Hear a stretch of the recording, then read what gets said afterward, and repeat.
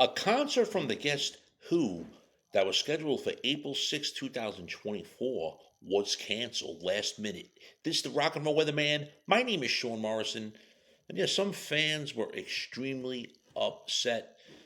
The venue was the Barber B Man Performing Arts Hall in Fort um, Myers, Florida. And apparently it was not even a couple of hours before the show that they canceled it.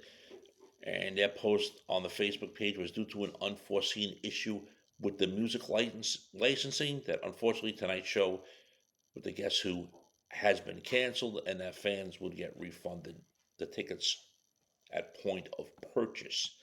Now, for those asking, a licensing issue, apparently, Guess Who members from, I guess it's the original lineup or classic lineup, because I know Randy Bachman was involved in the band back in the day, of course, with the songs "No Sugar Tonight." You know the song I'm talking about, "American Woman." Him and Burton Cummings filed a lawsuit against the current version of the Guest Who. Are they imposters or not? There's no original original members in the band. They did have a drummer. There's a drummer from the classic lineup, and I believe his name is Gary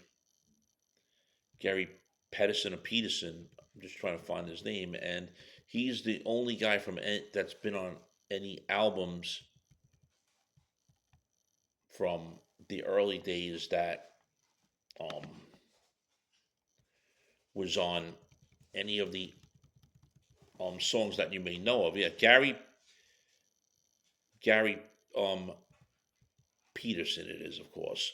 Said to the band 1962 October 1975 reunions, 1983, 99, 2000, May 2000, July, but apparently according to Wikipedia, don't exist, but he was involved in all classic era lineup members. So releases, I mean, all classic era lineup releases. So technically, there's no original members in the current version of the Guest Who, just a classic lineup member.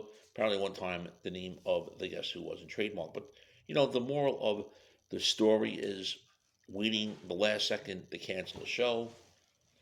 Some fans go there knowing who's in the band and who's not in the band, and if they don't at this point in life, that's their own fault, if you know what I mean. Friends, if you're not subscribed to the Sean Morrison YouTube channel, please do so. Everyone else out there, subscribe. We thank you much for your continued love, honor, and support. It's greatly appreciated.